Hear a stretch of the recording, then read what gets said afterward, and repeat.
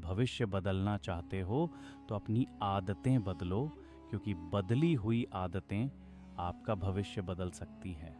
एक बार एक गुरुजी और एक शिष्य जंगल के रास्ते से कहीं जा रहे थे। दोनों रास्ते में चल रहे थे कि अचानक गुरुजी की नज़र एक छोटे से पौधे पर पड़ी। पौधा बिल्कुल नया नया उगा था, पत्ते भी हरे भरे थे। गुरुजी थोड़ा रुके और उन्होंने शिष्य से कहा, ज़रा इस पौधे को उखाड़ कर दिखाओ। शिष्य ने बिना सोचे कहा, गुरुजी ये तो बहुत ही आसान है। फिर उसने हाथ लगाया और एक झटके में उस पौधे को उखाड़ लिया। गुरुजी ने मुस्कुराते हुए सिर हिला दिया और फिर से दोनों आगे बढ़ने लगे। थोड़ी देर चलने के बाद गुरुजी को एक दूसरा पौधा दिखा, जो पहले वाले पौधे से थोड़ा बड़ा था, लगभग 3 से 4 फुट का था। गुरुजी ने फिर से शिष्य से कहा, इसे भी उखाड़ लो। इस बार शिष्य को थोड़ा जोर लगाना पड़ा, लेकिन कुछ ही मिनट में उसने उसे भी उखाड़ लिया। गुरुजी ने फिर से सर हिला दिया और दोनों फिर से आगे चल पड़े। कुछ देर जाने के बाद गुरुजी को एक और भी बड़ा पौधा दिखा, लगभग 7-8 फुट का झाड़ी, मोटी जड़ें जमीन में घुसी हुई थी। गुरुजी ने मुस्कुराते हुए शिष्य से कहा, इसे भी उखाड़ लो। शिष्य को इस बार अच्छी खासी मेहनत करनी पड़ी। पहले तो उसने हाथ से कोशिश की, फिर पैरों का सहारा लिया। उसे थोड़ा पसीना भी आ गया, लेकिन काफ़ी मेहनत के बाद उसने इस वाले पौधे को भी उखाड़ लिया। शिष्य ने सोचा कि अब गुरुजी तो खुश हो ही जाएंगे, लेकिन गुरुजी चुपचाप आगे बढ़ गए। शिष्य भी उनके पीछे पीछे चल पड़ा।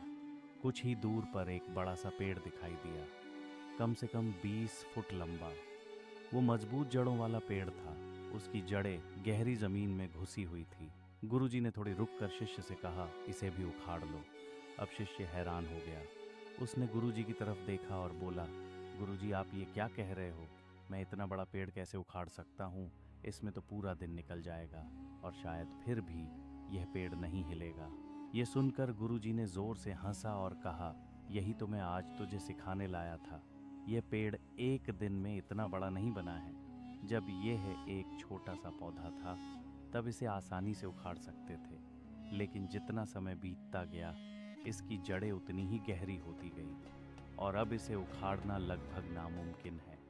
शिष्य थोड़ा सोच में पड़ गया।